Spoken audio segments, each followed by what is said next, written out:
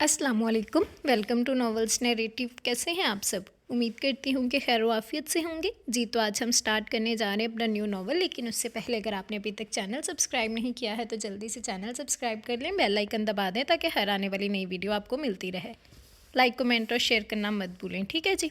जी तो आज हम नॉवल स्टार्ट करने जा रहे हैं, वैसे मैंने तो ये स्टोरी रीड नहीं की, लेकिन इसका जो मैंने कुछ ओवरव्यू किया है उसके बारे में आप लोगों को थोड़ा सा बता देती हूँ। बाकी हम सब साथ साथ ही इंजॉय करेंगे, स्टोरी देखते हैं कि कैसी होती है। तो जो ये स्टोरी है वो कज़न मैरिज बेस्ड स्टोरी है। इसके अलावा जो है मिसअंडरस्टैंडिंग बेस्ड नावल है, और रिवेंज बेस्ड स्टोरी है, और हेट एंड एंगर बेस्ड है। ज़िद्दी सी हीरोइन है, मतलब स्टोरी मज़े की लग रही है। हवेली बेस्ड है, खान कबीला बेस्ड है। तो देखते हैं कि कैसी होती है। बाकी जहाँ तक मैंने ओवरव्यू किया है मुझे स्टोरी अच्छी लग रही है। बाकी जब हम पढ़ेंगे आप लोग सुनेंगे तो फिर पता चलेगा कि क्या होता है कहानी में। तो चलिए बगैर वक्त ज़ाया किए हम स्टार्ट करते हैं और देखते हैं कि हमारी आज की स्टोरी में क्या होता है। खुशी के लम्हे मुख्तसर होते हैं, जबकि दुख और तकलीफ़ का दौरानिया कम हो तब भी बहुत लगता है, और उनके गुजर जाने के बाद उन्हें बुला देना आसान नहीं होता। इसके साथ भी तो कुछ ऐसा हुआ था, मगर उसके लिए बुलाना आसान नहीं, नामुमकिन था। मौसम बदल चुका था, सर्दी धीरे धीरे रुखसत हो रही थी, पेड़ों पर कौंपलें फूट रही थी, सारी वादियाँ फिर से सरसब्ज हो गई थीं। पहाड़ों ने सब्ज मखमल का लिबास पहन लिया था। मीठी मीठी ख्वाबनाक जजीरों की सतह पर बिछी हुई सरसब्ज घास रूह में उतर जाने वाली खुशबू के साथ फूलों की पेशानी पर बूसा दे रही थी। सफ़ेद बर्फ़ इस तरह पिघल रही थी जैसे आंसू बहते हों। फूलों की जवानी का मौसम पूरे अरूज पर था। बादामों के झुंड से गुजरने वाली हवा तालियां बजाकर जोशो खरोश से बहार का इस्तकबाल करने में हमातन गोश थी। अंगूर की बेलें, शहतूत की डाल और लहलहाती खेतियाँ, कुदरत की रानाइयाँ, सब कुछ तो था उसके पास। लेकिन अंदर दिल की गहराइयों में जमी बर्फ़ की वजह से मौसम सर्द था। रूह की तन्हाइयों में कहीं बहुत गहरा दर्द था जो इसे इन बदलते मौसमों से, गुनगुनाते आबशारों से लुत्फ़अंदोज़ ना होने देता। वो कितनी दफ़ा टूट के बिखरी थी, बस वही जानती थी। उसके ज़ख्मों पर किसी ने मरहम ना रखा। बज़ाहिर उसका ज़ख्म भर गया, लेकिन अंदर से आज भी ज़ख्म हरा था। वो चुपचाप बादामों के बाग में बैठी ठंडी मीठी हवा को अपने अंदर उतार रही थी ताकि वो आग बुझा सके जो कई सालों कबल उसके मन में लगी थी, लेकिन वो आग बुझने की बजाय मज़ीद भड़कती जा रही थी। वाह खुदाया, क्या निज़ाम हस्ती है तेरा कि कुछ लोग तो राहों में कांटे बोकर मंजिल पा लेते हैं, नेक नामी हासिल कर लेते हैं, और कुछ रास्ते में पगोल उगाने के बाद भी बदनामी का दाग चेहरे पर सजा लेते हैं। कोई 2 कदम चले तो मंजिल मुकद्दर ठहरती है, और कोई किसी के कदमों की खाक बनकर भी मंजिल तक रसाई हासिल नहीं कर सकता। इससे पहले कि उसकी सोचें उसे मासी में धकेलती, नन्ही मरियम की आवाज़ उसे हॉल में वापस खींच लाई। मामा जल्दी घर चलें, आपको नानो बुला रहे हैं। वो उसे झंझोड़ रही थी। हाँ अच्छा चलो, वो गिड़बड़ाई। जल्दी से दुपट्टे के पल्लू से बरसती आंखों को साफ किया, और दुपट्टा अच्छी तरह ओढ़ने के बाद मरियम के साथ आहिस्ता आहिस्ता कदम उठाती हवेली की जानब चल दी। मामा आप रो रही थी, आपको बाबा याद आ रहे थे ना? मरियम मुंह बसोर कर वहीं खड़ी हो गई थी। क्या हुआ बेटा, चलो ना, नानो खाने पर इंतज़ार कर रहे होंगे। वो उसे बहलाने लगी, लेकिन मरियम टस से मस ना हुई। पहले बताएं आप क्यों रो रही थी? वो इतनी छोटी सी उम्र में बहुत हसास थी। किसी का एक आंसू उसे बहुत परेशान कर देता था। वो किसी को रंजीदा और तकलीफ़ में ना देख सकती थी। कुछ नहीं हुआ। उसे क्या बताते कि माजी की परछाइयाँ अब तक उसके हाल से लिपटी हैं, या फिर ये कि उसके नाकर्दा गुनाहों की बहुत बड़ी सज़ा मिल रही है। वो खामोश रही। मरियम ने 1-2 मिनट इंतज़ार किया, लेकिन जब गुलसीरी कुछ ना बोली तो मरियम ने उसका हाथ छोड़ दिया और भागती हुई हवेली में दाखिल हो गई। उसने गहरी सांस लेकर हवा को अपने अंदर उतारा और हवेली की जानब बढ़ी, लेकिन हॉल कमरे में दाखिल होने से कबल अंदर से आती आवाज़ों ने उसे वहीं रोक दिया जहाँ वो खड़ी थी। आगा जान, हमने आज तक गुलसीरी का बुरा नहीं चाहा, आप एक दफ़ा उससे बात करके तो देखें, शायद वो मान जाए। दावर खान की आवाज़ वो बखूबी पहचानती थी। बेटा मैं जानता हूँ वो कभी नहीं मानेगी, ना आज ना कल। मैं डरता हूँ कि मेरी किसी गुफ्तगू से उसको तकलीफ़ ना पहुँचे, और फिर मरियम भी तो है। हुमायूं खान अफरीदी की आवाज़ गूंजी। आगा जी, मरियम पहले भी हम सबसे बहुत अटैच्ड है। वो बहुत समझदार बच्ची है। पता नहीं वो क्या बावर करवाना चाह रहा था। गुलसीरी ने कुछ लम्हे तोक़ुफ़ किया, फिर हॉल कमरे में दाखिल हो गई। उसे अंदर दाखिल होते देखकर वो दोनों खामोश हो गए। आओ आओ गुलसीरी, कैसी हो? उसे देखकर दावर खान अफरीदी अपनी कुर्सी से उठ खड़ा हुआ। मैं ठीक हूँ लाला, आप कैसे हैं? नूरदिल और शेर खान का क्या हाल है? वो चेहरे पर मुस्कुराहट लाते हुए बोली तो वो भी बशाशत से मुस्कुरा दिया। बिल्कुल ठीक। शहर से कब आए? मुझे तो किसी ने बताया ही नहीं। वो कुर्सी पर बैठते हुए बोली। रात आया था, भी जा रहा हूँ, नौकरी का मसला है, वरना ज़रूर रुकता। वो उसके सर पर चपत रसीद करते हुए बोला। खामखा तुमने सरकारी नौकरी का दर्द सर मोल लिया हुआ है। ज़मीन और बागात संभालो अपने। अब मेरी बूढ़ी हड्डियों में इतना दमखम कहाँ कि हर तरफ तवज्जो दे सकूँ। आगा जान की बात सुनकर वो मुस्कुराया। کچھ کرتے ہیں آغا جان، بوڑھتے ہوئے بولا۔ اچھا بیٹھو، کھانا تو کھا لو۔ ہمایوں آفریدی اسے دیکھ کر بولے۔ نہیں آغا جی، میں اب چلوں گا، اماں بھی گلزیری کے لیے بہت پریشان ہے، آپ جلدی کوئی فیصلہ کر لیں۔ وہ رکا نہیں، چلا گیا، اور گلزیری حیران و پریشان کبھی جاتے ہوئے داور خان کی طرف دیکھتی اور کبھی اپنی نظریں سامنے بیٹھے باپ جیسے چچا پر ڈالتی۔ کیا بات ہے آغا جی، داور لالا کیوں آئے تھے یہاں؟ وہ زیادہ دیر خاموش نہ رہ سکی۔ کیا فیصلہ کرنا ہے آپ کو؟ پلیز آغا جی بتائیں نا۔ بیٹا، داور کا خیال ہے اب تمہاری شادی کر دینی چاہیے، تمہاری اماں بھی بہت پریشان ہے تمہارے لیے۔ وہ دو ٹوک بات کرنے کا فیصلہ کر چکے تھے۔ آغا جی، کیا آپ نہیں جانتے کہ نکاح پر نکاح نہیں کیا جاتا؟ آغا جی، میں ایک عورت ہوں، کسی کے منکوحہ اور ایک بیٹی کی ماں۔ اس کی آنکھوں میں چمکتے آنسو دیکھ کر وہ بکھلا اٹھے، لیکن اس سے قبل کہ وہ بولتے وہ پھر گویا ہوئی۔ آغا جی، کیا میں اور میری بیٹی آپ پر بوجھ بن گئی ہیں؟ کیا اس حویلی میں جگہ تنگ ہو گئی ہے یا آپ لوگوں کے دل تنگ پڑ گئے ہیں؟ میں یہ حویلی چھوڑ کے چلی جاتی ہوں آغا جی، کیونکہ مجھے یہ حویلی چھوڑنا تو منظور ہے، لیکن دوسرا فیصلہ کرنا قطعاً قبول نہیں۔ آخر میری بیٹی کا کیا قصور ہے؟ اسے کس بات کی سزا دی جا رہی ہے؟ جب میں نے مرنا چاہا تو آپ نے مجھے مرنے نہیں دیا، اور آج جب مریم کو دیکھ کر مجھ میں جینے کی امنگ پیدا ہوئی ہے تو آپ مجھے مار دینا چاہتے ہیں؟ آغا جی، کیوں کر رہے ہیں آپ ایسا؟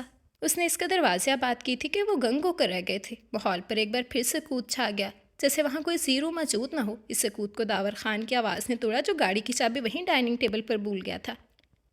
کس کی بیٹی؟ بولو گلزیریں، کس کی بیٹی کو سزا دی جا رہی ہے؟ ہمیں تو آج تک یہ بھی معلوم نہیں ہو سکا کہ مریم کا باپ کون ہے۔ تم تو جانتی ہو نا؟ بولو، بتاؤ کون ہے اس کا باپ؟ وہ غصے سے بھرپور انداز میں چلا رہا تھا۔ وہ ایک لہجہ کو ڈگمگائی، لیکن پھر فوراً سنبھل کر بولی تھی۔ ہمیش خان افریدی کی بیٹی ہے مریم۔ سنا آپ نے داور لالا، مریم کا باپ ہمیش خان ہے۔ مریم کا باپ ہمیش خان ہے؟ کس کو تسلی دے رہی ہو گلزیریں؟ خود کو، ہمیں، یا پھر؟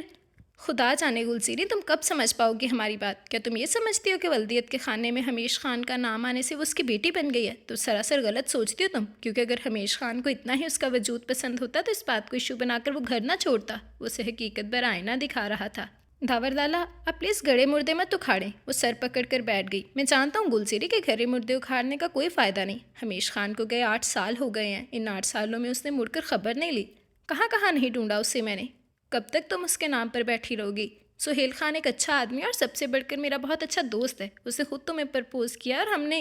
بس داور لالا، اس سے زیادہ ایک لفظ نہیں۔ وہ بے شک اچھا صحیح، بہت اچھا صحیح، لیکن میری ماضی کی یادیں اذیت ناک ہیں داور لالا، اور مستقبل کے تفکرات میرے لیے عذاب ہیں۔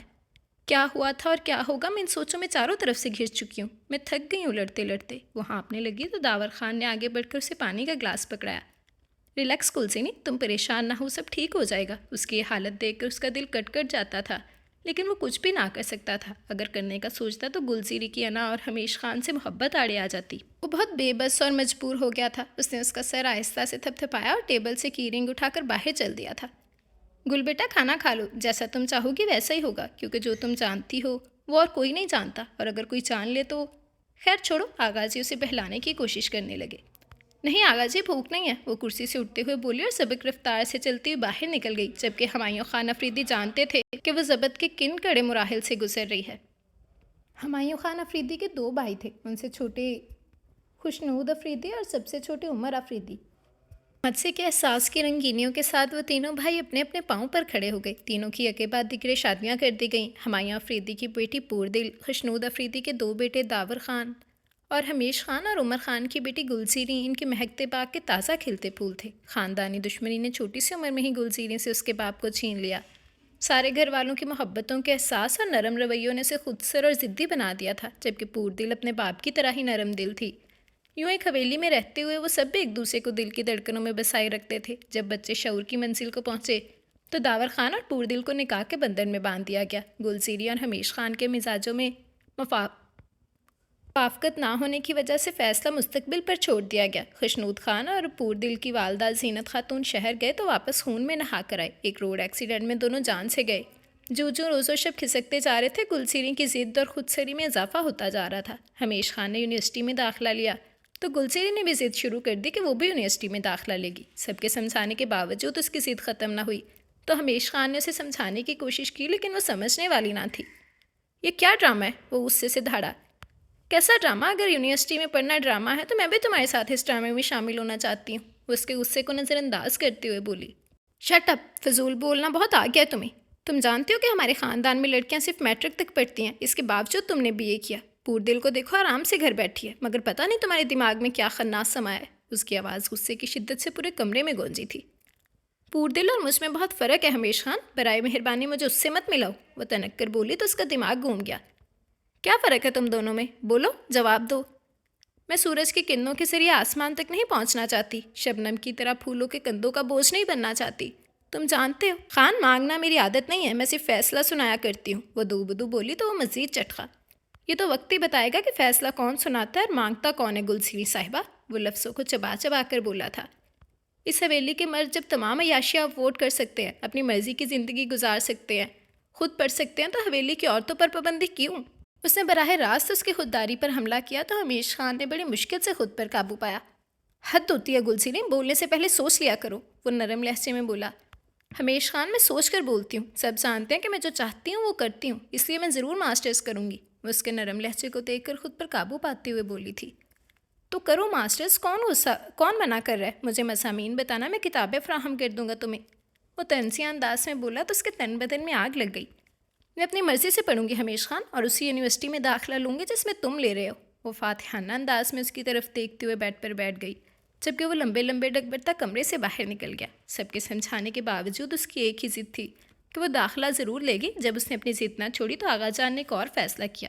ٹھیک ہے، تم یونیورسٹی میں داخلہ لے لو، لیکن اس سے پہلے تمہارا اور ہمیش خان کا نکاح ہوگا۔ وہ ان کی بات سن کر گنگ رہ گئی، لیکن کچھ نہ بولی، جانتی تھی ہمیش ضرور بولے گا۔ مگر آقا جی، یہ کیسے ممکن ہے؟ وہ بہت ضدی ہے، اور وہ ہمایوں خان کی بات سن کر ہتھے سے اکھڑ گیا تھا۔ اس نے تو اس بارے میں کبھی سوچا بھی نہ تھا، اور وہ تو اس کے مد مقابل کھڑا ہونا چاہتی تھی، اور خاندان کی ریت و رواج میں ایسا کب ممکن ہوا تھا؟ مگر یہ ضروری ہے ہمیش خان، کیونکہ اس نے اگر یونیورسٹی میں کوئی اور حماقت کر ڈالی تو ہم کہیں نظر اٹھانے کے قابل نہیں رہیں گے۔ وہ عمر کی بیٹی ہے اور مجھے جان سے بڑھ کر عزیز ہے۔ آغا جی اسے روبرو طلب کر کے اپنی خواہش کا اظہار کر رہے تھے، جبکہ وہ کچھ بھی ماننے پر تیار نہ تھا۔ سارے گھر کی لاڈلی ہے، اسی لیے ضدی ہے، وقت کے ساتھ ساتھ سمجھدار ہو جائے گی، اسے سمجھا رہے تھے۔ اس کی زندگی کا ہر فیصلہ آغا جان نے ہی تو کیا تھا، اسے ان سے خاص انسیت تھی، اسی لیے تو ان کا ہر لفظ سے حرف آخر ہوتا تھا۔ بہت بحث ہوئی، لیکن بالآخر ہمیش خان نے ہتھیار ڈال دیے، اس نے یونیورسٹی میں داخلہ لے لیا۔ دونوں کے ڈپارٹمنٹ مختلف تھے، اس لیے آمنا سامنا بہت کم ہوتا، لیکن اس دن تو حد ہی ہو گئی۔ وہ اپنی دوست شائستہ شنواری کے ساتھ اپنے ڈپارٹمنٹ سے باہر نکل رہی تھی تو سامنے ہی ہمیش خان خرما خرما چلا آ رہا تھا۔ وہ اسے دیکھ کر رکی، لیکن وہ اسے دیکھ کر چپ چاپ آگے نکل گیا۔ یہ ہمیش خان ہے، یونیورسٹی کا لائق ترین اسٹوڈنٹ، بی ایس آنرز بھی اسی یونیورسٹی سے کیا ہے، لڑکوں اور لڑکیوں میں یکساں مقبول۔ شائستہ اسے حقیقت سے آگاہی دے رہی تھی، یہ جانے بغیر کہ اس سے بڑھ کر کون جانتا ہوگا ہمیش خان کو۔ اچھا، اور کوئی انفارمیشن؟ وہ مسکرائی۔ ایک بہن بھی پڑھتی ہے اس کی یہاں، مریم خان، اسی کے ڈپارٹمنٹ میں ہے، تم سمجھو چولی دامن کا ساتھ ہے بہن بھائی کا۔ وہ چونکی، کیا مطلب؟ مطلب یہ کہ اسی سال آئی ہے، سائے کی طرح دونوں بہن بھائی ایک دوسرے کے ساتھ چپکے رہتے ہیں۔ نہ تو مریم خان کی کسی سے دوستی ہے، اور ہمیش خان نے تو اپنے دوستوں تک کو چھوڑ دیا بہن کی وجہ سے۔ اسے ایک لمحے کو تو اپنے کانوں پر شک گزرا، لیکن پھر وہ خاموشی سے سنتی رہی۔ اس کے اندر چھناکے سے کچھ ٹوٹ گیا، کیونکہ وہ بخوبی جانتی تھی کہ ہمیش خان کی کوئی بہن نہیں ہے۔ چلے، شائستہ بولی۔ ہاں، وہ چونکی۔ کیا ہوا؟ کچھ نہیں، سر میں معمولی درد ہے، میں ہاسٹل جا رہی ہوں، تم باقی کی کلاسز لے کر واپس آ جانا۔ وہ چپ چاپ وہاں سے نکل آئی۔ ہاسٹل جانے کی بجائے وہ سیدھی انگلش ڈپارٹمنٹ سے ہوتی زولوجی ڈپارٹمنٹ کی طرف آئی تھی۔ سامنے ہی ہمیش خان کسی لڑکی کے ساتھ کھڑا تھا۔ وہ گلسری کو سامنے دیکھ کر لمحے بھر کو سٹپٹایا، لیکن پھر فوراً ہی سنبھل کر آگے بڑھا۔ آؤ گلسری، کیسے آئی ہو؟ گلسری نے دیکھا کہ اس لڑکی کے چہرے پر ایک سایہ سا آ کر گزر گیا۔ میں ذرا ہمیش خان کی مصروفیت دیکھنے آئی تھی، وہ پاس کھڑی لڑکی کو دیکھ کر استثنائی انداز میں بولی تو وہ بکھلا اٹھا۔ یہ مریم خان ہے گلسری، وہ تعارف کروانے لگا۔ غائبانہ تعریف تو تھا آپ سے، لیکن آج آپ کو دیکھ بھی لیا، آپ سے مل کر خوشی ہوئی۔ مریم نے ہاتھ آگے بڑھایا تو گلسری نے قوت سے جھٹک دیا۔ لیکن مجھے کوئی خوشی نہیں ہوئی، اور تمہیں تو ہمیش خان میں حویلی جا کر پوچھوں گی، وہ غصے سے بولی۔ گلسری، کوئی بھی بات کرنے سے قبل یاد رکھنا کہ ہوا اپنے ساتھ مٹی بھی اڑا کے لاتی ہے، لیکن گھر تعمیر نہیں کر سکتی۔ اسے تنبیہ کر رہا تھا، لیکن وہ بھی اپنے نام کی ایک تھی۔ مشورے کا شکریہ، وہ پاؤں پٹکتی ہوئی چل پڑی۔ اب کیا ہوگا ہمیش خان؟ مریم فکر مندی سے بولی۔ کچھ نہیں ہوگا۔ اچھا، گلسری بات شروع کرے گی تو ہمارا مسئلہ اور آسان ہو جائے گا۔ ویسے بھی آج نہیں تو کل مجھے آغا جی سے بات کرنی تھی نا، وہ اطمینان بھرے لہجے میں بولا تو مسکرانے لگی تھی۔ ہمیش خان جب حویلی لوٹا تو اس کا خیال تھا کہ اچھا خاصا فساد برپا ہو چکا ہوگا، لیکن وہاں بالکل خاموشی تھی۔ وہ بہت حیران تھا کہ زیریں گل اور چپ رہ جائے۔ وہ اس انتظار میں رہا کہ کب گلسری آخر آغا جان سے بات کرتی ہے تاکہ وہ کھل کر آنے والے دنوں کا لاحقہ عمل تیار کر سکے، لیکن جب ہفتہ گزرنے کے باوجود کوئی بات نہ ہوئی تو وہ بھی واپس ہاسٹل جانے کی تیاری میں لگ گیا۔ وہ جانے لگا تو داور نے اسے روکا۔ ہمیش خان آج رک جاؤ، کل چلے جانا۔ کیوں لالا، خیریت تو ہے؟ اس کا ماتھا ٹھنکا۔ ہاں بالکل خیریت ہے، گلسینی کی طبیعت ٹھیک نہیں، تم کل اسے بھی ساتھ لے جانا۔ میں کل چلا جاتا، لیکن میرا آج بہت ضروری کام ہے، کوئی انویسٹیگیشن ٹیم آ رہی ہے اوپر سے۔ اس کا دل تو نہیں چاہ رہا تھا، لیکن داور لالا کے سامنے انکار کی اجازت بھی نہ تھی۔ جی لالا، وہ دروازے کی جانب چل دیا۔ نہیں بھائی جی، آپ بس چپ رہیں، سمجھ کیا رکھا ہے اس نے اپنے آپ کو؟ اماں بھی مسلسل بول رہی تھی۔ نہیں بہن جی، وہ بس ذرا جلدی میں تھا، میں خود بات کروں گا اس سے۔ آغا جی سر جھکائے بول رہے تھے۔ کیا ہوا اماں، خیر تو ہے؟ وہ آگے بڑھتے ہوئے بولا۔ ارے سارے کہتے تھے وہ بچی ضدی ہے، لیکن تو نے تو اسے بھی پیچھے دھکیل دیا، کچھ خدا کا خوف نہیں ہے؟ وہ اس پر چڑھ دوڑی۔ ارے اماں، بات بتائیں گی تو پتہ چلے گا نا۔ اس کا لہجہ سہما سا تھا۔ دیکھو ہمیش خان، میں بول رہی ہوں، تو نے اگر گلسینی سے ایسا ناروا سلوک رکھا تو مجھے کچھ اور سوچنا پڑے گا۔ وہ تڑک کر بولی تو حواس پاختہ ہو گیا۔ اماں ایسا کیا کیا میں نے؟ وہ غصے کو ضبط کرتے ہوئے بولا۔ آج ہفتہ ہو گیا اسے بخار ہوئے، تجھ سے اتنا نہ ہو سکا کہ اس بچی کا حال ہی پوچھ لے؟ ارے بیوی ہے وہ تیری، بیوی سمجھ کے نہیں تو چچا ساتھ سمجھ کر ہی پوچھ لیا ہوتا۔ وہ اسے لٹار رہی تھی اور اس نے سکون کا سانس لیا۔ وہ تو سمجھا تھا کہ پتہ نہیں گلزیری کے ساتھ ایسا کیا کر دیا اس نے کہ اماں اتنے غصے میں آ گئی ہیں۔ وہ چپ چاپ اس کے کمرے کی طرف چل دیا۔ کمرے میں پاؤں رکھا اور ٹھٹک کر رک گیا۔ اس کا پھول کی طرح شاداب چہرہ ایک ہفتے میں کملا کر رہ گیا تھا۔ خوبصورت کالی آنکھوں میں اداسی کے رنگ تھے۔ اس نے ہمیش خان کو کمرے میں داخل ہوتا دیکھا تو بیک گراؤنڈ کے ساتھ ٹیک لگا کر بیٹھ گئی۔ آؤ ہمیش خان، آج تم میرے کمرے کی راہ کیسے بھول گئے؟ اس کا انداز تنزیہ تھا۔ وہ اس کے انداز کو دیکھ کر مسکرایا، پھر آگے بڑھتے ہوئے بولا۔ تمہاری طبیعت کیسی ہے؟ اماں بتا رہی تھی تمہیں بخار ہے۔ ہمیش خان، ہر بات کا پتہ تمہیں اماں سے ہی کیوں چلتا ہے؟ کبھی اپنی آنکھیں اور کان بھی کھلے رکھا کرو۔ وہ اس کے غصے سے بھرپور انداز کو دیکھ کر ہنس دیا تھا۔ ویسے تم کہیں میری اور مریم کی دوستی کی وجہ سے، تو میرا مطلب ہے کہیں تم نے ہماری دوستی کو خود پر حاوی تو نہیں کر لیا کہ بخار جان ہی نہیں چھوڑ رہا؟ وہ سنگل صوفے پہ ٹیک لگا کر بیٹھ گیا تھا۔ تم جانو اور تمہاری مریم خان، مجھے کیوں پرواہ ہونے لگی تم لوگوں کی؟ وہ تڑک کر بولی تھی۔ اچھا، ویسے پتہ نہیں کیوں مجھے لگ رہا ہے کہ تم جل رہی ہو۔ وہ طنز کرنے سے کب باز آتا تھا۔ جلتی ہے میری جوتی؟ وہ غصے سے بولی۔ اوہ، اتنی محبت ہے مجھ سے کہ جوتی بھی جلتی ہے؟ یہاں تو معاملہ ہی الٹا ہو گیا۔ وہ اسے تولتی نگاہوں سے دیکھنے لگا۔ محبت کا لفظ میری ڈکشنری میں نہیں ہے ہمیش خان، اور وہ بھی تمہارے ساتھ۔ تم دن رات مریم خان کے ساتھ عشق کی پتنگیں بڑھا رہے ہو۔ وہ لفظوں کو چبا کر بولی تو ہمیش خان کو یوں محسوس ہوا کہ اس کے دماغ کی کوئی نس پھٹ گئی۔ او یو شٹ اپ، حد میں رہو اپنی، خبردار آج کے بعد مریم خان کے لیے اس قسم کا کوئی بےہودہ لفظ استعمال کیا تو۔ وہ پھٹ پڑا۔ میں اپنی حدود کو اچھی طرح جانتی ہوں، تم بھی اپنی حدود سے نہ بل دو۔ اس کا غصہ دیکھ کر گلسینی کے ہونٹوں پر تبسم بکھر گیا تھا۔ میں تمہیں آخری بار تنبیہ کر رہا ہوں، مریم خان کے حوالے سے آئندہ ایسی کوئی بات مت کرنا، ورنہ نتائج کی ذمہ دار تم خود ہوگی۔ وہ غصے سے دھاڑا۔ ہمیش خان، یونیورسٹی میں مریم خان اور تم بہن بھائی مشہور ہو، میرے ساتھ کیا جھوٹ بولو گے؟ کیونکہ میں تو تمہاری اور مریم خان کی حقیقت جانتی ہوں نا۔ وہ تنک کر بولی۔ مجھے کیا ضرورت پڑی ہے جھوٹ بولنے کی؟ مریم خان میری عزت ہے، نہ صرف میری بلکہ حویلی کی بھی، کیونکہ تم جانتی ہو کہ خانوں کی عزت ان کی حویلی اور خاندان کی بھی عزت ہوتی ہے۔ وہ رکا نہیں، چلا گیا اور اس کے لفظوں پر غور کرتی رہ گئی۔ یہ کیا کہہ گیا ہے ہمیش خان؟ عزت؟ تو کیا مریم خان اور ہمیش خان نے نکاح؟ او میرے خدایا، کیسے ممکن ہے؟ وہ رات بھر سوچتی رہی، جس کا نتیجہ یہ نکلا کہ بخار ٹھیک ہونے کی بجائے لمبا ہوتا چلا گیا۔ جب اس کا میڈیکل سرٹیفکیٹ یونیورسٹی پہنچا تو دوسرے دن اس کی دوست شائستہ شنواری اس کا حال چال پوچھنے حویلی آدم کی۔ کیا حال بنا رکھا ہے تم نے؟ جلدی سے ٹھیک ہو جاؤ، پیپرز شروع ہونے والے ہیں۔ اور محترمہ ہے کہ ٹھیک ہوتے دکھائی نہیں دے رہی، اسے پیار بھرے انداز میں ڈپٹ رہی تھی۔ ہوں اچھا، وہ مسکرائی۔ اچھا سناؤ، یونیورسٹی کیسی جا رہی ہے؟ وہ جو چائے کی پیالی اٹھا رہی تھی مسکرانے لگی۔ یونیورسٹی A1، آج کل بڑی ہلچل مچی ہے زولوجی ڈپارٹمنٹ میں۔ وہ چونکی۔ کیوں، کیا ہوا؟ وہی ہمیش خان اور مریم خان کا قصہ۔ مریم خان جس شخص سے شادی کرنا چاہتی ہے، ہمیش خان کو وہ سخت ناپسند ہے، اسی لیے آج کل دونوں ایک دوسرے سے دور دور ہیں۔ وہ ٹھٹ گئی۔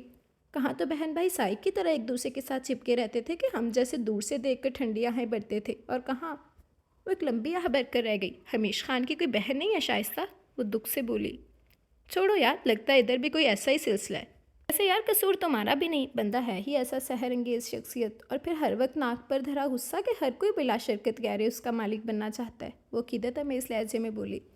یہاں ہر کوئی بننا چاہتا ہے نا، لیکن ڈیئر شائستہ شنواری، ہمیش خان خود بلا شرکت گہرے میرا مالک بن چکا ہے۔ وہ شیریں لب و لہجے میں بولی تو شائستہ کو افسوس ہونے لگا۔ اتنا سوچو کہ اس کے بارے میں تو بخار تو مشکل ہے کہ اترے۔ وہ اس کی بات سن کر لب کچلنے لگی۔ وہ صرف میرا یونیورسٹی فیلو ہی نہیں، میرا چچا ساتھ بھی ہے، اور اس کے ساتھ ساتھ میرا شوہر بھی۔ اس کے الفاظ تھے کہ کوئی ایٹم بم کیا کہا تم نے؟ لگتا ہے بخار تمہارے سر کو چڑھ گیا۔ اس کی آنکھوں میں آنسو دیکھ کر بخلا اٹھی۔ نہیں، میں بالکل ٹھیک ہوں، میں تو بس اتنا جانتی ہوں کہ زندگی کا لطف عشق کے ساتھ ہے، اگر عشق نہ ہو تو زندگی بے سود و زیاں ہے، بے نور ہے، ظلمات سے بھی بدتر ہے۔ کاش میں محبت میں اتنی بااختیار ہوتی کہ وہ میرے دل میں اور میں اس کی آنکھوں میں ہوتی۔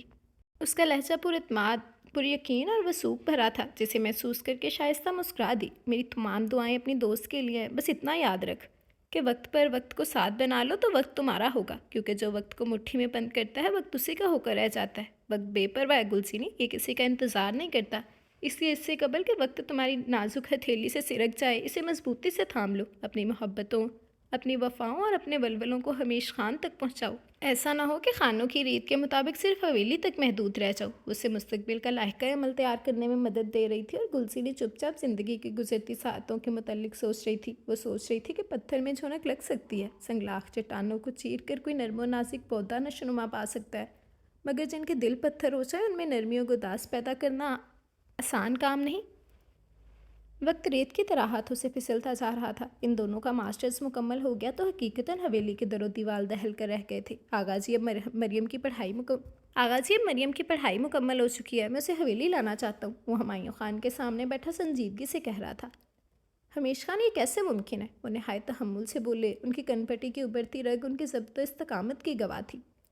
اس میں ناممکن کیا ہے آغا جی؟ وہ میری عزت ہے، اور اس حوالے سے اس حویلی کی بھی عزت ہے۔ آہستہ آہستہ لیکن مدلل انداز میں اپنی بات سمجھا رہا تھا۔ نہیں، نہ تو وہ ہماری عزت ہے، نہ تمہاری، اور نہ اس حویلی کی۔ انہوں نے تمہیں بھی خریدا ہے ہمیش خان، اس محبت کا واسطہ دے کر جو تم اس خاندان سے ہے۔ چلے ایسا ہی صحیح آغا جی، لیکن میں جلدی مریم کو حویلی لا رہا ہوں۔ وہ دو ٹوک بات کرنے کا فیصلہ کر چکا تھا۔ تم ہماری نرمی کا ناجائز فائدہ اٹھا رہے ہو، ہم ایسا کوئی فیصلہ نہیں کر سکتے جس سے حویلی کی شان و شوکت میں فرق آئے۔ وہ چلائے۔ آپ سے فیصلہ کروانے کون آیا آغا جان؟ میں تو صرف اپنا فیصلہ اس دفعہ سنانے آیا ہوں، وہ غصے پر قابو پاتے ہوئے بولا۔ آغا جی، آپ نے گلسینی کو یونیورسٹی میں داخلہ لینے کی اجازت دی، میں کچھ نہیں بولا۔ آپ نے اس سے میرا نکاح کیا، میں خاموش رہا، اور آپ کی خوشی کو مقدم جانتے ہوئے آپ کی خوشی کا تاثر دیا۔ آغا جی، اب مریم خان میری خوشی ہے تو آپ بھی میری خوشی پر خوش ہوں، کیونکہ مریم خان کے معاملے میں خاموش نہیں رہ سکتا۔ ہمایوں خان افریدی اتنا کمزور نہیں ہوا کہ دوسروں کے فیصلوں پر عمل کرتا پھرے۔ وہ غصے سے ڈھاڑے، لیکن مقابل بھی ہمیش خان تھا جس پر کوئی اثر نہ ہوا۔ آغا جی، 2 دنوں تک مریم حویلی میں ہوگی، بہتر یہ ہے کہ آپ میری خواہش اور خوشی کو مقدم جانتے ہوئے اجازت دے دیں، کیونکہ اگر آپ نے مجھے اجازت نہ دی تو میں گلسینی کو طلاق دے دوں گا۔ وہ رکا نہیں، لمبے لمبے ڈگ برتا باہر نکل گیا، جبکہ ہمایوں خان افریدی کا راہ چشم ان کی قدم بوسی کو نیچے آ رہا تھا۔ خوشی نہیں آئی اور زندگی کی امید بھی چلی گئی۔ غم ویسے ہی راستے میں مسدود کیے کھڑا ہے، زندگی کی ساتیں گزرتی چلی جا رہی ہیں۔ اسے کچھ سمجھ میں نہیں آ رہا تھا کہ کیا ہو رہا ہے۔ مریم خان حویلی آ چکی تھی، گلسینی کا گھر بچانے کے لیے آغا جی اس کی دشمن جاں کو خود حویلی لے کر آئے تھے، لیکن گلسینی نے اس کے سامنے جانا مناسب نہ سمجھا۔ داور خان پور دل کے ساتھ شہر والی حویلی میں شفٹ ہو گیا تھا۔ آغا جی نے آہستہ آہستہ اس کو مریم خان کو اس کا درجہ دینا شروع کر دیا تھا۔ کیسی ہو گلسینی؟ مجھے اتنے دن ہو گئے حویلی میں آئے، لیکن تم سے ملاقات ہی نہیں ہو سکی۔ مریم اسے سیڑھیاں اترتے دیکھ کر بولی۔ ہمیش خان سے تو ملاقات ہوتی ہے نا تمہاری؟ وہ اپنے لہجے کی ناگواریت کو چھپاتے ہوئے بولی تھی۔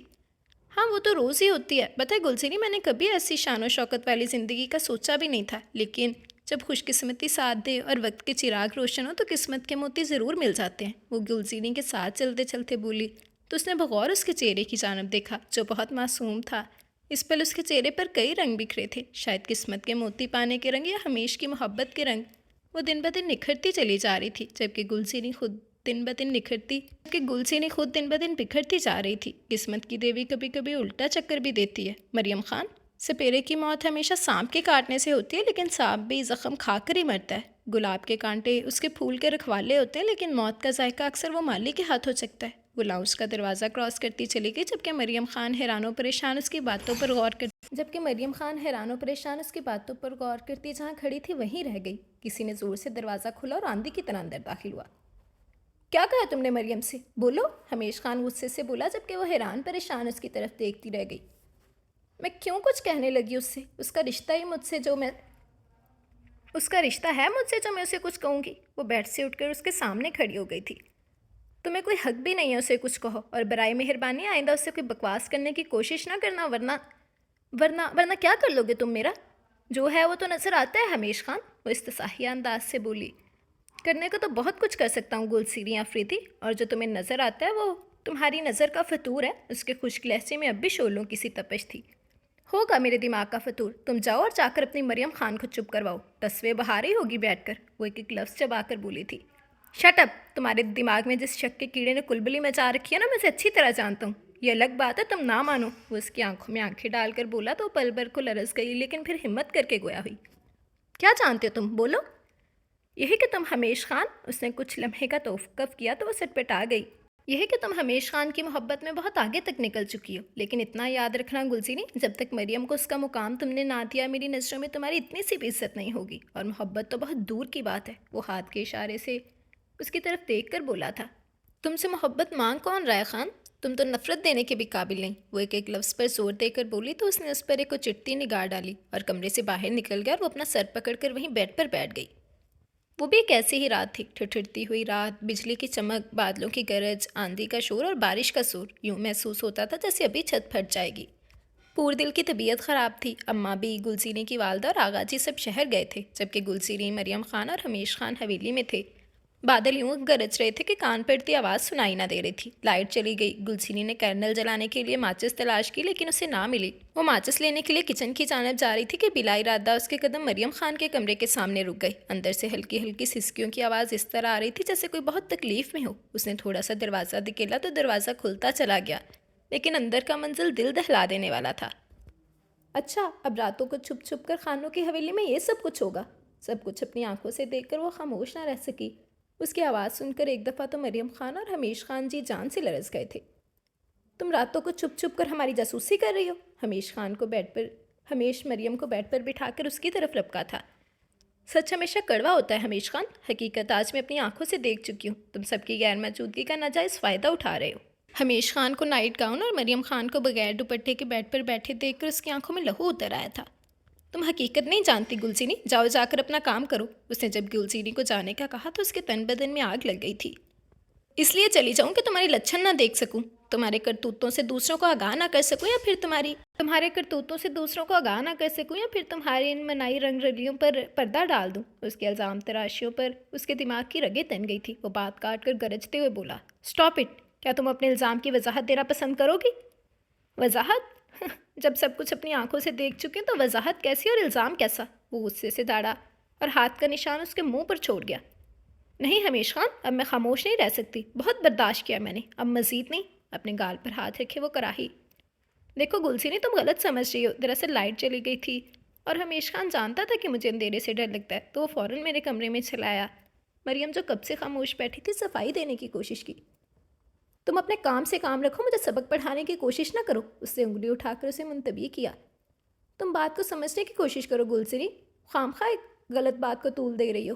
میں تمہیں بتا رہی ہوں نا کہ لائٹ چلی جانے کی وجہ سے وہ گلزیری اور ہمیش کے نازک رشتے کا احساس کرتے ہوئے بات کو ختم کرنا چاہ رہی تھی، لیکن گلزیری نے اسے ٹوک دیا۔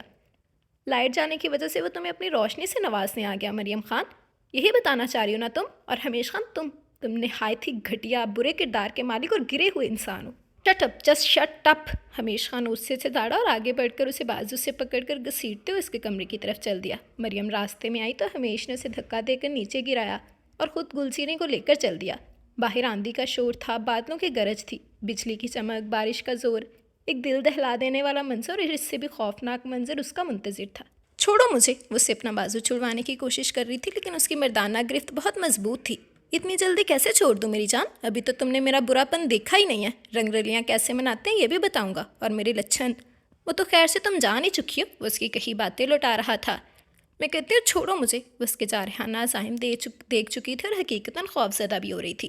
اس نے اسے بیڈ پر پٹخا اور اندر سے دروازہ لاک کر لیا۔ اس کے چہرے پر خطرناک عزائم کی سرخی پھیلی ہوئی تھی۔ آگے جھک کر اس کے دونوں ہاتھوں کو اپنے ہاتھوں کی گرفت میں جکڑ لیا۔ وہ بری طرح مچلنے لگی۔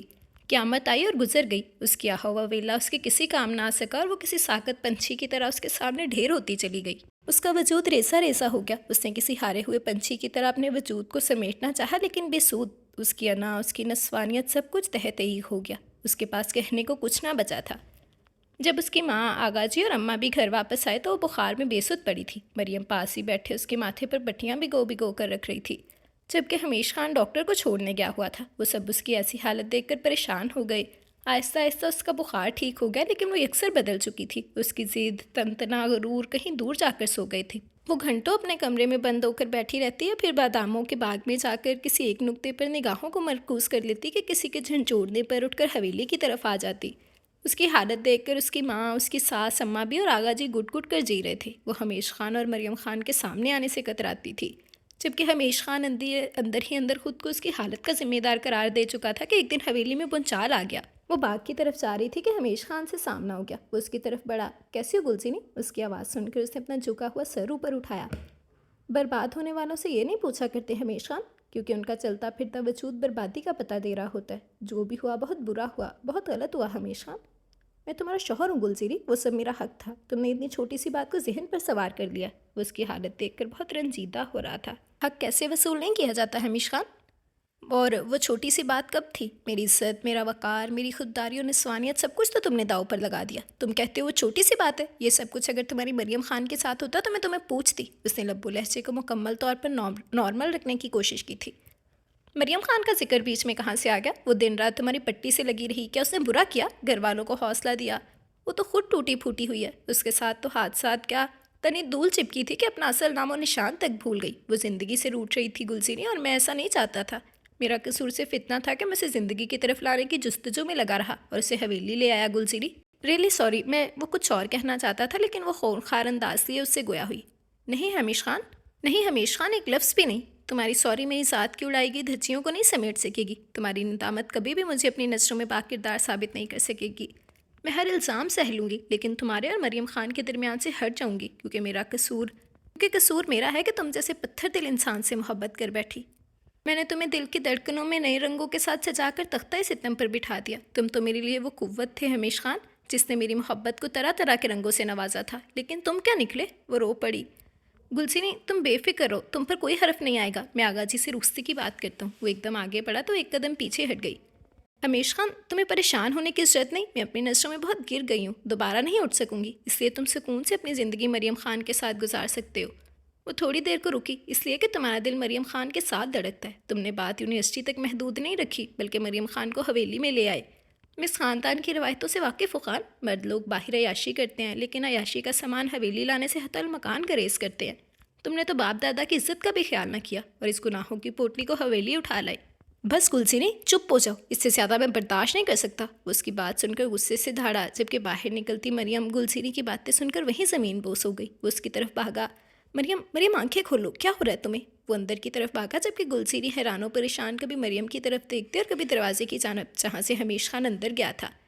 آغا جی، اماں بھی پتہ نہیں مریم کو کیا ہو گیا، وہ رو رہا تھا۔ سب باہر کی طرف بھاگے۔ اس نے جلدی سے بے ہوش مریم کو اٹھایا اور گاڑی میں ڈال کر اندھادھند شہر کی جانب چل دیا تھا۔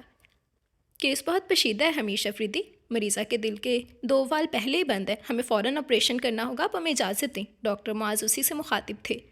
پلیز ڈاکٹر جلدی کریں۔ اس نے جلدی انہیں فائل دستخط کر کے دیے تھے۔ آپ لوگ دعا کریں، ڈاکٹر فائل پکڑتے ہوئے بولا اور آپریشن تھیٹر کی طرف چل دیا تھا۔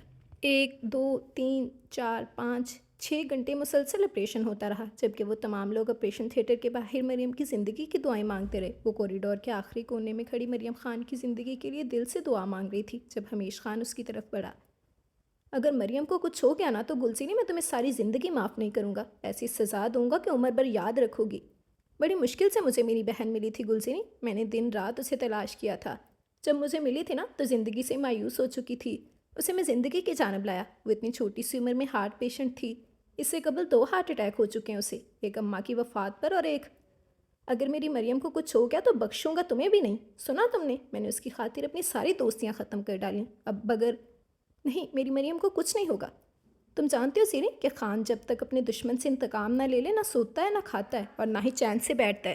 اس کا انکشاف واقعی دل دہلا دینے والا تھا۔ اس سے قبل کہ وہ کچھ سوچتی، اس کی آنکھوں کے سامنے اندھیرا چھا گیا۔ قبل ازیں وہ کوشش کے باوجود لڑکتی پاس کھڑی پور دل نے اسے اپنے ہاتھوں سے تھام لیا تھا۔ ان حالات میں ایسا ہو جاتا ہے بیگم صاحبہ، پریشان نہ ہو، میں چند ادویات لکھ رہی ہوں، ان سے جلد ہی ان کی کمزوری دور ہو جائے گی۔ اس کی ماں اور پاس بیٹھی پور دل کے چہروں پر کوئی سایہ سا آ کر گزر گیا۔ کیا مطلب؟ میں آپ کی بات سمجھی نہیں، پور دل نے ہمت کر کے بولا۔ آپ کی بہن امید سے ہیں۔ یہ سننا تھا کہ گلزیری اپنے حواسوں میں آ گئی۔ وہ دونوں چپ چاپ خود کو گھسیٹ کر باہر لے آئیں۔ باہر نکلنے کی دیر تھی کہ اس کی ماں یوں گری کہ دوبارہ نہ اٹھ سکی، جبکہ وہ ہوش و حواس سے بیگانہ ہو کر ماں سے لپٹی جا رہی تھی۔ حویلی میں 2 لاشیں اکٹھے آئیں تو کہرام برپا ہو گیا تھا۔ آغا جی کبھی گلزیری کو دلاسا دیتے کہ ماں کے بعد وہ تنہا ہو گئی تھی، کبھی حمیش خان کو گلے لگاتے کہ جوان بہن کی موت کا غم کسی بھی طرح کم نہ ہونے والا تھا۔ گزرے دنوں کے ساتھ ساتھ سب کو آہستہ آہستہ قرار آ گیا، لیکن شاید امتحان جلدی ختم نہیں ہوتے۔ گلسیری نے سلیپنگ پلز کھا لی۔ اگر اس دن پوردل اس کے کمرے میں نہ جاتے تو شاید بہت دیر ہو جاتی۔ ڈاکٹر نے اسے بچا لیا اور اس ننھی کومپل کو بھی، جو اس کی سانسوں میں خوشبو لے رہی تھی، لیکن حمیش خان نے اس بات کو ایشو بنا کر گلسیری سے شادی سے انکار کر دیا۔ گلسیری نے اسے 2 ٹوک بات کرنے کا فیصلہ کیا۔ حمیش خان، تم مجھ پر بہتان لگا رہے ہو؟ تم نہیں جانتے کہ یہ بچہ کس کا ہے؟ وہ اسے دلائل دے رہی تھی۔ میں نے تمہیں کہا تھا نا کہ اگر مریم کو کچھ ہو گیا تو بخشوں گا میں تمہیں بھی نہیں۔ وہ 2 ٹوک فیصلہ کر چکا تھا۔ تم جانتے میں حقیقت سے آگاہ نہیں تھی، اور جب مجھے حقیقت کا پتہ چلا تو بہت دیر ہو چکی تھی۔ وہ اسے کسی بھی طریقے سے روکنا چاہ رہی تھی۔ تم نے اپنے اندر خواہشوں کی ایک نئی دنیا بسا رکھی تھی گلزیری، یہ جانے بغیر کہ خواہش کا ہر پل خواہش کی ایک دنیا ہے، اور خواہش کی دنیا زندگی کی ایک جھلک ہے، اور زندگی ہر پل خواہش کا امتحان ہے۔ وہ ایک نئے فلسفے میں الجھا کر فرار چاہ رہا تھا۔ ٹھیک ہے خان، اگر خواہش کا انجام رسوائی ہے تو میں محبت اور خواہشوں کے اس جہان میں رسوا ہی خوش ہوں۔ جانے سے قبل اتنا کر دو کہ گھر والوں کو اس حقیقت سے آگاہی دے دو جو صرف تم اور میں جانتے ہیں۔ اس کے لہجے میں عجیب سی چبھن تھی۔ نہیں، ایسا نہیں ہو سکتا، کیونکہ اس بچے سے میرا کوئی رشتہ نہیں ہوگا، وہ کڑے تیوروں سے بولا۔ ٹھیک ہے حمیش خان، ایسا ہے تو ایسا ہی صحیح، پھر ایک کام اور کر دو، اپنی زبان کو کاٹ کر کہیں پھینک دو، کیونکہ جس زبان کے ساتھ حق کی بات نہ کی جائے اسے سرے سے ہی کاٹ دینا اچھا ہوتا ہے۔ وہ سنجیدگی سے بولی، کیونکہ وہ جانتی تھی کہ آگے کا راستہ کانٹوں پر ہے اور اس کے پاؤں آبلا پاؤں ہوں گے، لیکن وہ بے بس تھی، مجبور تھی۔ آج اسے حمیش خان اس بڑے پتھر کی طرح لگ رہا تھا جو ہمیشہ ندی کی تہہ میں دنسا ہوتا ہے، لیکن جب اسے ہلا دیا جائے تو ساری ندی موج موج اور تہہ و بالا ہو جاتی ہے۔ وہ رکا نہیں، چلا گیا، سارے کانٹے اس کی جولی میں ڈال گیا، یہ جانے بغیر کہ اس کے پاؤں پہلے ہی زخمی ہیں۔ کانٹوں کو چنتے چنتے ہاتھ زخمی اور آنکھیں اندھی کر لے گی۔ خشنود افریدی خان کی جب 2 سال تک اولاد نہ ہوئی تو اس سے شوہر میں ایک بے سہارا عورت کی بیٹی سے شادی کر لی۔ ادھر اس سے شادی کی، ادھر سرینا بی اماں امید سے ہو گئی۔ داور خان کی پیدائش کے کچھ ماہ بعد اس شہر والی بیوی کے ہاں مریم خان نے جنم لیا۔ زرینہ بی ہاں داور خان کے بعد کوئی اولاد نہ ہوئی، جبکہ نصرت بانو کے ہاں مریم خان کے بعد حمیش خان نے جنم لیا۔ خشنود افریدی حمیش افریدی اور مریم خان کو حویلی میں لانا چاہتے تھے، لیکن ان کے باپ نے اجازت نہ دی۔ باپ کی وفات کے بعد ندرت بانو نے اس شرط پر حمیش خان کو اس کے حوالے کیا کہ مریم خان ماں کے پاس ہی رہے گی۔ خشنود خان جب تک زندہ رہا اپنی بیوی اور بیٹی سے ملنے شہر جاتا رہا، جبکہ حمیش خان کو اس کے متعلق کچھ نہ بتایا۔ پوردل اور داور خان کے نکاح سے ایک دن پہلے خشنود خان نے ساری کہانی حمیش کو سنا ڈالی اور وعدہ کیا کہ وہ حمیش خان کو اس کی ماں اور بہن سے ضرور ملوائے گا، لیکن انہیں زندگی نے مہلت نہ دی۔ ایک حادثے میں اپنی زندگی ہار گئے۔ حمیش خان کو چند سالوں بعد اپنے باپ کے ایک دوست کے ذریعے اپنی ماں اور بہن کا پتہ چلا۔ وہ ملنے گیا تو اس کی ماں زندگی کی بازی ہار چکی تھی، جبکہ اس کی بہن ایک خستہ حال مکان میں زندگی سے مایوس ہو کر دن پورے کر رہی تھی۔ وہ بہت حساس تھی۔ حمیش خان اسے زندگی کی طرف واپس لانے کے لیے تگودو کرنے لگا، اسے نئے سرے سے پڑھائی کی طرف راغب کیا۔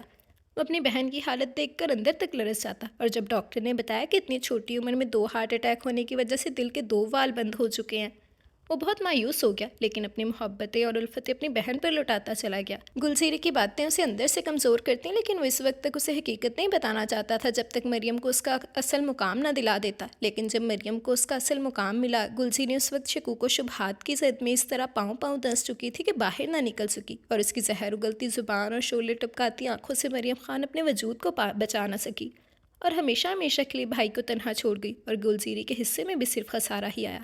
دیکھو گلزیری، باہر نکلو بیٹا، کب تک کمرے میں یوں بند پڑی رہو گی؟ اماں بھی اسے پیار اور محبت سے سمجھا رہی تھیں۔ انہیں بھی حمیش خان کے جانے کا بہت دکھ تھا۔ انہوں نے کبھی داور خان اور اس میں کوئی فرق روا نہ رکھا تھا۔ انہوں نے حویلی آنے پر مریم کو بھی اپنی باہوں میں سمیٹ لیا تھا۔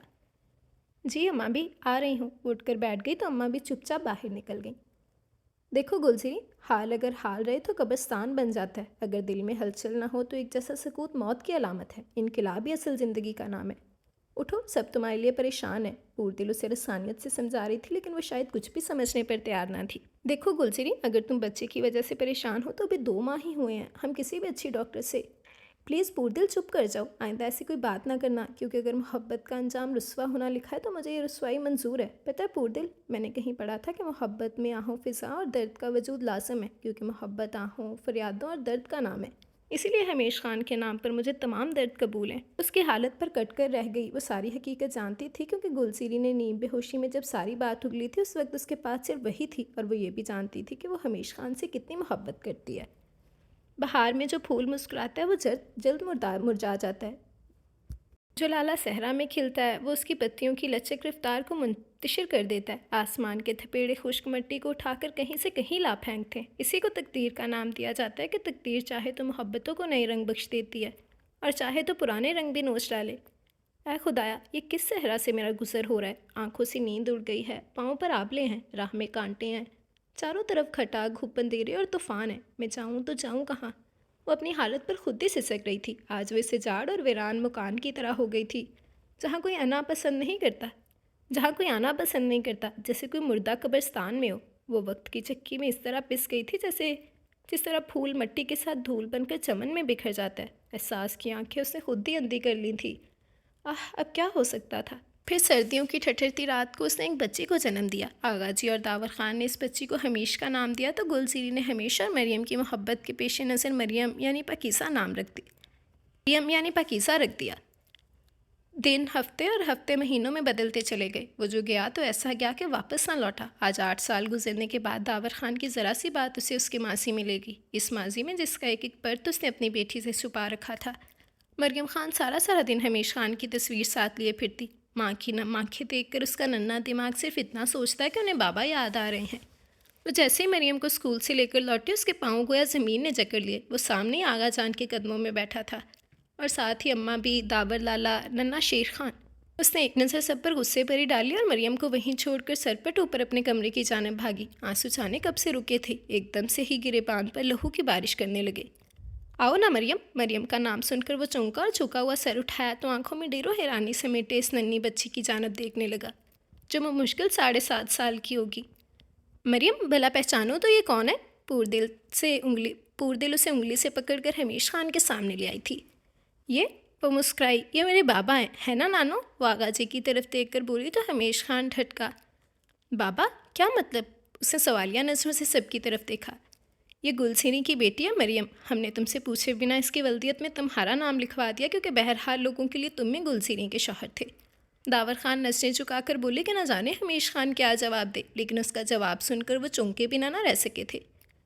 یہ میری ہی بیٹی ہے داور لالا، میں ہی اس بدنصیب مریم کا باپ ہوں.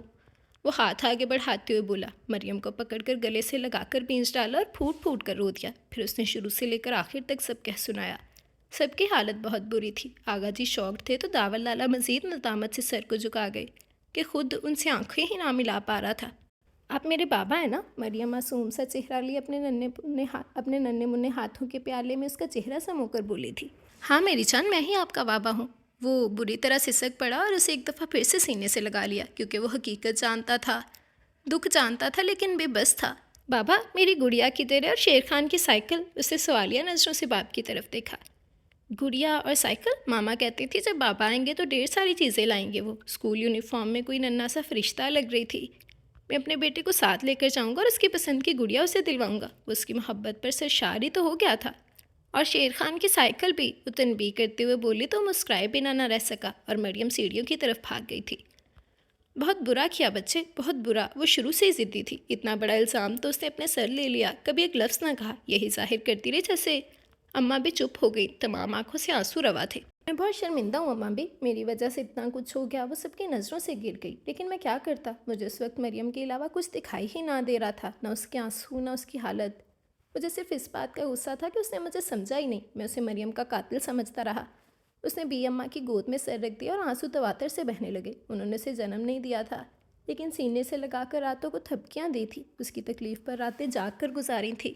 اس پر اپنی ممتا نچھاور کی تھی. اس کی حالت دیکھ کر ان کا دل ڈوب رہا تھا. بس رمیش بچے، یہی قسمت میں لکھا تھا. اگر اس نے مریم کے ساتھ کچھ کیا تو حقیقت سے قطعی لا علم ہو کر. اس نے زندگی کے 8 سال کس طرح سے گزارے ہیں اس کے گواہ ہم سب ہیں. کتنی بار مرنے کی کوشش کی لیکن خدا کو اس کی اور مریم کی زندگی منظور تھی. جا بیٹا، اس سے معافی مانگ لے، سب کچھ بھلا کر قدم بڑھا. شاید وہ تیری راہ دیکھ رہی ہو. محبت کرنے کی اتنی بڑی سزا نہیں دیتے بچے.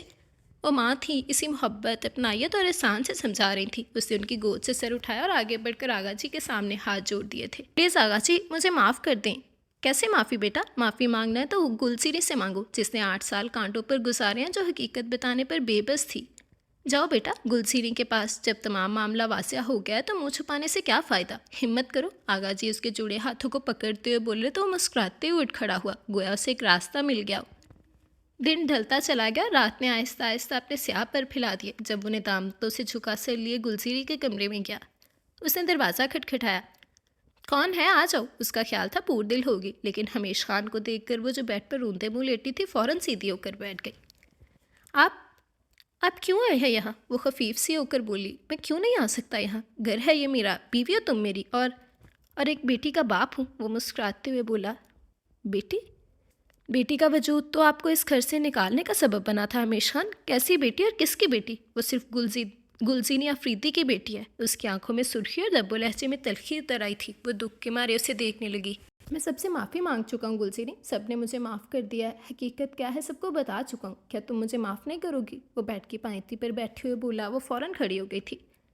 سب نے آپ کو معاف کر دیا، اور میرے گزشتہ ماہوں سال کا حساب کون دے گا ہمیش خان کہ میں نے وہ دن کس کرب میں گزارے؟ میری ماں ندامت سے جھکا سر لے کر اس دنیا سے چلی گئی۔ جب مجھے تسلی کے 2 لفظوں کی ضرورت تھی تب آپ ہمیش خان یہ کہہ کر چلے گئے کہ میں نے خواہشوں کی دنیا بسا لی ہے، اور آج جب میں اپنے ریزہ ریزہ ہوتے وجود کو وہ مشکل سمیٹ پائی ہوں تو آپ مجھے پھر ریزہ ریزہ کرنے آ پہنچے ہیں۔ ایک کمزور لمحے میں آپ نے مجھ سے میرا نسوانی غرور چھین لیا اور مجھے تڑپنے کے لیے چھوڑ دیا۔ نم آنکھوں اور تھکے وجود کے ساتھ وہ اسے پشیمانیوں اور ندامتوں میں گھیر گئی، لیکن وہ ہمت نہ ہارا۔ میری طرف دیکھو گلزینی، کیا تمہیں میری محبت پر شک ہے؟ میں نے تمہیں ٹوٹ کر چاہا ہے گلزینی، شاید اس محبت کا ادراک مجھے کبھی حاصل نہ ہوتا اگر میں تم سے اتنی دور نہ جاتا تو۔ 8 سال کے ذہنی کرب میں گزارے میں نے، یہ میں ہی جانتا ہوں۔ میں کب سے خود میں ہمت جمع کر رہا تھا، لیکن تمہارا سامنا کرنے سے ڈرتا تھا۔ اگر داور لالا مجھے نہ لاتے تو شاید میں کبھی نہ آتا۔ وہ نظریں جھکائے رو رہا تھا، دل کا سارا درد آنسوں کے ساتھ بہہ رہا تھا۔ اسے یوں ٹوٹے دیکھ کر اس کے دل کو کچھ ہوا، لیکن وہ جلدی کمزور پڑنا نہیں چاہتی تھی۔ آپ نے اگر 8 سال ذہنی کرب میں گزارے ہیں تو وہ آپ کی کسی لغزش کی سزا تھی ہمیش خان، کیونکہ میں آپ کو اسی دن معاف کر چکی تھی جب مریم نے میری کوکھ سے جنم لیا تھا۔ وہ کسی ہارے ہوئے کھلاڑی کی طرح بولی۔ ایسے نہیں گلزینی، اگر وقت کے چراغ روشن ہو گئے تو ان سے اپنے حصے کی روشنی حاصل کرنا ہوگی۔ تم اگر اس طرح مجھے معاف کرو گی تو میں واپس چلا جاؤں گا گل۔ اس کی بات سن کر تڑپ اٹھی، نگاہ اوپر اٹھائی، جہاں نگاہ سے نگاہ ملی محبت نے اپنا جادو چلا دیا۔ ایک آنسو پلکوں کی باڑ توڑ کر باہر نکلا اور اس کے دوپٹے میں جذب ہو گیا۔ میں خالی ہاتھ اور خالی دامن لوٹا ہوں گلزیری، پلیز مجھے خود سے، اپنی بیٹی سے اور ان پیارے رشتوں سے محروم نہ کرو۔ اس نے اسے تڑپ کر دیکھا تو ہمیش خان نے اس کے سامنے بے اختیار اپنے ہاتھ باندھ دیے۔ گلزیری نے تڑپ کر اس کے باندھے ہاتھ پکڑ لیے تھے۔ ایسا نہ کہے ہمیش، اب ہم آپ کو کہیں نہیں جانے دیں گے۔ اس نے دل کو سمجھا لیا تھا، اپنی بیٹی کی خاطر وہ سمجھوتے پر راضی ہو گئی تھی۔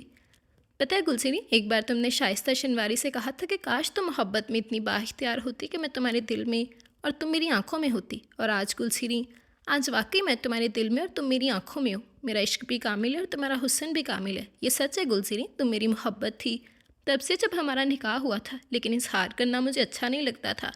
جو بھی ہوا اس میں نہ تو تمہارا قصور تھا اور نہ ہی میرا، لیکن سزا ہم دونوں کو ملی۔ اس کے محبت سے لبریز لہجے میں اقرار محبت پر گلزیری کی آنکھیں بہنے لگیں۔ I am sorry, really sorry ہمیش خان، میں نے جان بوجھ کر تمہیں کبھی بھی تکلیف دینا نہیں چاہی۔ مریم کے معاملے میں صرف یہی کہوں گی، جو کچھ بھی کیا وہ میری محبت کی انتہا تھی۔ وہ ایک تسلسل سے رونے لگی تو ہمیش خان نے اس کے آنسو اپنی انگلیوں سے چن لیے۔ ہم پچھلی باتوں کو بھلا کر نئی زندگی شروع کریں گے، اس وعدے کے ساتھ کہ کسی غلط فہمی کو دل میں آنے نہیں دیں گے۔ ابھی وہ اور کچھ کہتا، لیکن پور دل کی آواز سن کر کہتے کہتے رک گیا۔ ہمیش لالا، میں نے آپ کا کمرہ صاف کروا دیا۔ پور دل کی آواز سن کر وہ کمرے سے باہر چلا گیا۔ تھوڑی دیر بعد آیا تو سوئی ہوئی مریم کو اس نے کندھوں پر اٹھا رکھا تھا۔ ارے یہ کہاں سو گئی؟ وہ اسے اٹھانے کو آگے بڑھی۔ یہ میرے کمرے میں سو گئی تھی، ویسے میں نے پور دل سے کہہ دیا کہ میرا کمرہ بند کر دے۔ اس کی بات سن کر مریم کو اٹھا رہی گلسی نے چونکی تھی۔ کیا مطلب یہ کہ جناب 8 سال ہو گئے تنہا رہتے ہوئے، تنہا کھاتے ہوئے، تنہا سوتے ہوئے۔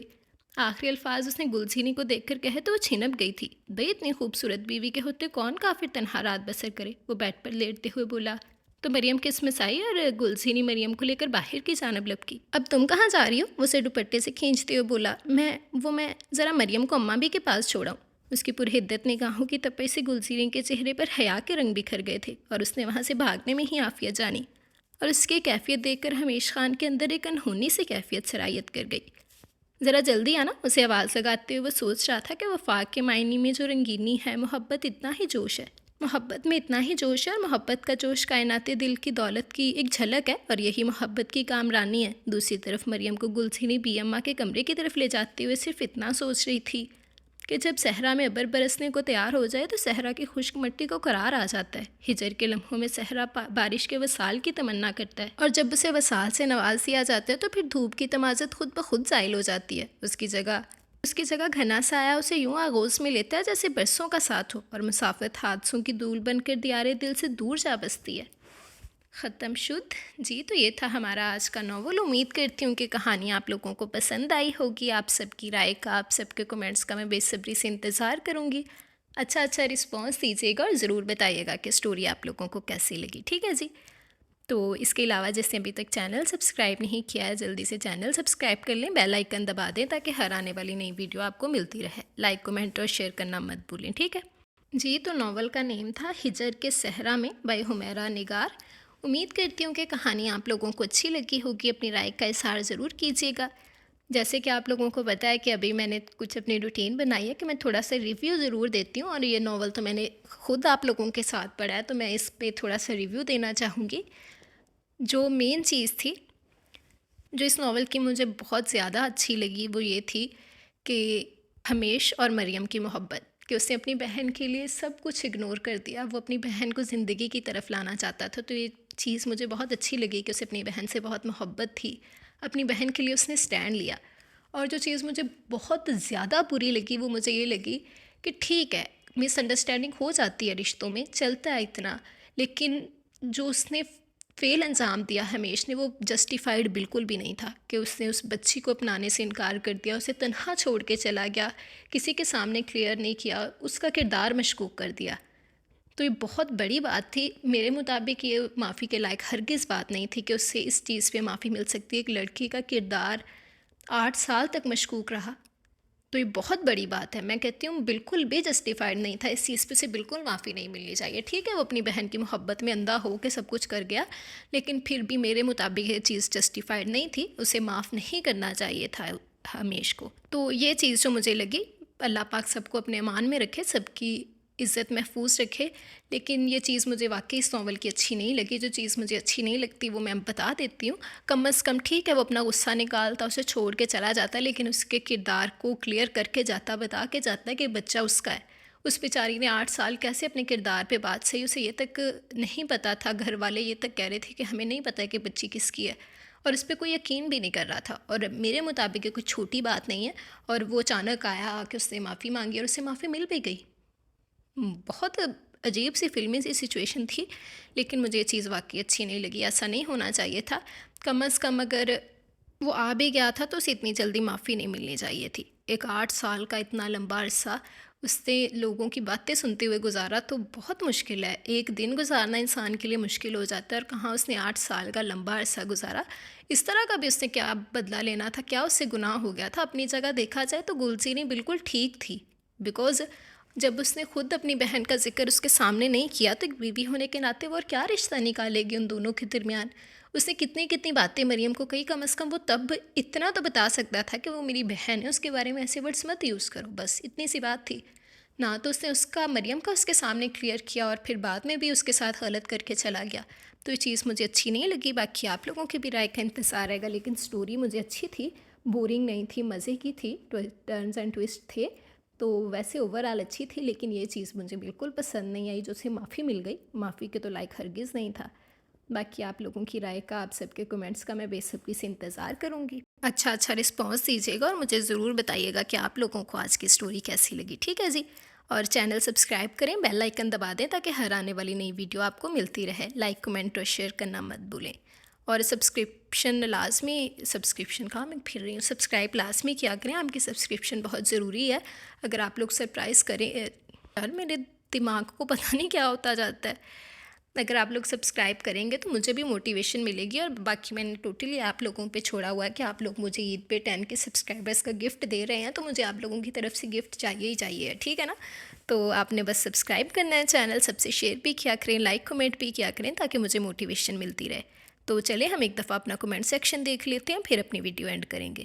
زیادہ کمنٹس نہیں ہیں، بس کچھ گنے چنے سے کمنٹس ہیں، یہ بھی میں نے اسکرین شاٹس لے لیے تھے بیکاز لائٹ آج پھر نہیں ہے، تو بہت مشکل سے یہ بھی اسکرین شاٹس لے چکی ہیں. تو چلیں ہم دیکھتے ہیں. باقی کمنٹس لازمی کیا کریں, بے شک لانگ کمنٹ اگر آپ لوگ نہ بھی کریں تو شارٹ سا کمنٹ کر دیا کریں, موٹیویشن مل جاتی ہے آپ لوگوں کی طرف سے. تو لازمی بتایا کریں, ٹھیک ہے نا. آج بہت ہی کم کمنٹس آئے ہوئے تھے. تو سب سے پہلے مظہر رانا کہہ رہے ہیں جب یہ ڈائجسٹ پر آیا تھا تب بھی پڑھا تھا, بہت پسند تھا مجھے یہ ناول, اتنے سالوں بعد آپ نے یاد کروا دیا, آج پھر سے پہلے جتنا ہی مزہ آیا ہے. Thanks dear, thank you very مچ. آپ کی پرانی یاد تازہ ہو گئی, مجھے بہت خوشی ہوئی. آپ کو ناول پسند آیا, مجھے واقعی بہت خوشی ہوتی ہے جب آپ لوگوں کو میری کلیکشن پسند آتی ہے. اینڈ تھینک یو ویری مچ. آگے بھی آپ کی رائے کا بے صبری سے انتظار رہے گا. آپ چینل وزٹ کریں, آپ کو بہت بہت مزے کے ناولز ملیں گے. آپ انہیں سنیں اور مجھے ضرور اپنی رائے کا اظہار کیجیے گا, ٹھیک ہے. دین غوثیہ خان نے لائک کیا, تھینک یو ویری مچ غوثیہ خان. زینب صغیر نے لائک کیا ہے, تھینک یو ویری مچ زینب صغیر. آپ کو اچھا لگا, مجھے خوشی ہوئی. آگے بھی آپ کی رائے کا بے صبری سے انتظار رہے گا. دین عادل عاصم کہہ رہے ہیں بہت زبردست ناول ہے, تھینک یو ویری مچ عادل عاصم. آپ کو اچھا لگا, مجھے خوشی ہوئی. آگے بھی آپ کی رائے کا بے صبری سے انتظار کروں گی. مجھے ضرور بتائیے گا کہ آج کی اسٹوری آپ کو کیسی لگی. دین سحر کہہ رہی ہیں السلام علیکم, کیسی ہیں آپ؟ وعلیکم السلام, الحمدللہ سحر میں بالکل ٹھیک ہوں, آپ کیسی ہیں؟ اینڈ بہت زبردست novel, thank you very much Sehar. آپ کو پسند آیا, مجھے بہت خوشی ہوئی. آگے بھی آپ کی رائے کا بے صبری سے انتظار رہے گا.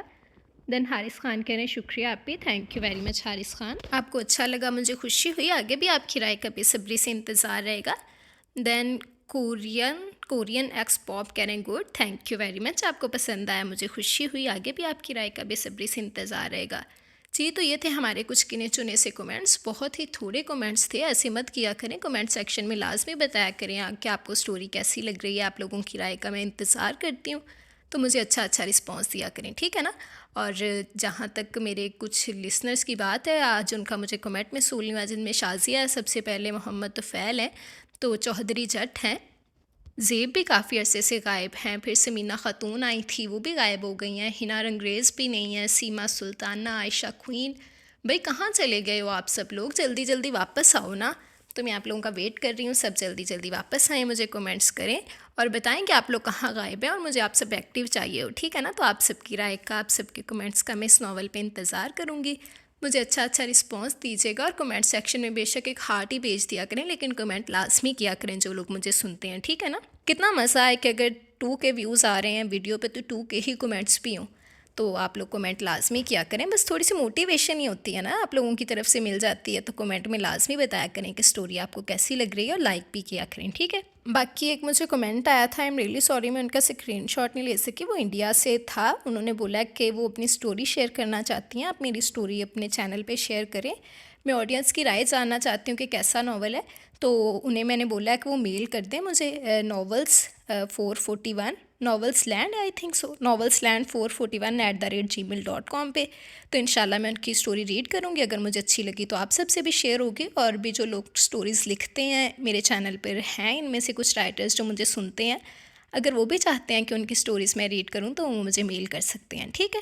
یہ چیز میں نے خود بھی ایک دفعہ سوچی تھی کہ تھوڑا سا ہونا چاہیے کہ جو نیو رائٹرز ہیں یا لوگ ہیں جنہیں پلیٹ فارم نہیں ملتا, انہیں پروموٹ کیا جائے, انہیں پروموشن مل سکے تاکہ وہ بھی کچھ کام کر سکے. اور لٹرلی میں بہت ڈیفر کرتی ہوں, پسند کرتی ہوں لوگوں کو جو خود سے کچھ نہ کچھ کرنا چاہتے ہیں, کچھ بننا چاہتے ہیں. تو انشاءاللہ آپ لوگوں نے اگر کچھ اسٹوریز لکھی ہیں تو آپ لوگ مجھے شیئر کریں, میں انشاءاللہ آڈینس سے ود یور نیم لازمی شیئر کروں گی, تاکہ ٹوٹلی کریڈٹ آپ کو جائے گا. تو آپ لوگ مجھ سے شیئر کر سکتے ہیں, تو میں انشاءاللہ ضرور ریڈ کروں گی, ٹھیک ہے جی. تو آج کے ناول آپ لوگوں کو کیسا لگا, آپ سب نے مجھے لازمی بتانا ہے. کون سا کریکٹر آپ کو ناول میں اچھا لگا, کون سا کریکٹر آپ کو برا لگا. آپ سب کی رائے کا, آپ سب کے کمنٹس کا میں بے صبری سے انتظار کروں گی. مجھے اچھا رسپانس دیجیے گا, اور ضرور بتائیے گا کہ اوور آل اسٹوری آپ لوگوں کو کیسی لگی, ٹھیک ہے جی. اس کے علاوہ جس نے ابھی تک چینل سبسکرائب نہیں کیا, جلدی سے ابھی جائیں اور چینل سبسکرائب کریں, بیل آئیکن دبائیں, تاکہ اگر میں کوئی بھی ویڈیو نیو پوسٹ کرتی ہوں تو وہ آپ کو مل جائے. لائک, شیئر اور کمنٹ کرنا مت بھولا کریں, ٹھیک ہے جی. باقی آپ لوگوں کے لیے میں اتنی مزے کی اسٹوریز ڈھونڈ کے لاتی ہوں. آپ لوگوں کا رسپانس بہت اہمیت رکھتا ہے, آپ لوگ مجھے رسپانس لازمی دیا کریں. آئی تھنک سو میں پہلی ایسی نریٹر ہوں گی جو بہت سارا وقت آپ لوگوں کے لیے صرف یونیک سی سٹوریز ڈھونڈنے کے لیے لگا دیتی ہوں کہ کوئی سٹوری ایسی ہو کہ بہت یونیک سی ہو، ایسا نہ ہو کہ گھسی پٹی سی سٹوری ہو۔ میں آپ لوگوں کے لیے بہت منفرد سی سٹوریز ڈھونڈ کے لاتی ہوں، تو آپ لوگ بھی مجھے اپریشیٹ کیا کریں اور مجھے بتایا کریں کہ آپ لوگ کس طرح کی سٹوری سننا پسند کرتے ہیں، ٹھیک ہے نا؟ تو امید کرتی ہوں کہ آج کی کہانی آپ لوگوں کو پسند آئی ہوگی۔ اپنی رائے کا، اپنے کومنٹس کا اظہار ضرور کیجیے گا۔ باقی اب ہم انشاءاللہ حاضر ہوں گے کل نئے ناول کے ساتھ، نئے کرداروں کے ساتھ۔ تب تک آپ لوگ آج کی سٹوری انجوائے کریں، اچھا رسپانس دیجیے گا، اور جو کل سٹوری آنے والی ہے وہ بھی بہت مزے کی سٹوری ہے۔ تو اگر آپ لوگ اس سٹوری پہ مجھے اچھا سا رسپانس دیں گے تو پھر میں اسے بھی خوشی خوشی ریکارڈ کر سکوں گی، بیکاز وہ ناول بھی بہت مزے کا ہے، وہ بھی میرا فیوریٹ ہے، تو وہ بھی آپ لوگوں کو پسند آئے گا۔ لیکن اگر آپ لوگ اس پہ اچھا رسپانس دیں گے تو میں اسے خوشی خوشی ریکارڈ کر لوں گی، ٹھیک ہے نا؟ تو آپ نے مجھے اچھا سا رسپانس دینا ہے، مجھے ضرور بتانا ہے کہ آج کی سٹوری آپ لوگوں کو کیسی لگی۔ اب ہم انشاءاللہ حاضر ہوں گے کل نئے ناول کے ساتھ، نئے کرداروں کے ساتھ۔ تب تک کے لیے مجھے اجازت دیں، آج کی سٹوری آپ لوگ انجوائے کریں، دعاؤں میں یاد رکھیے گا۔ اللہ حافظ۔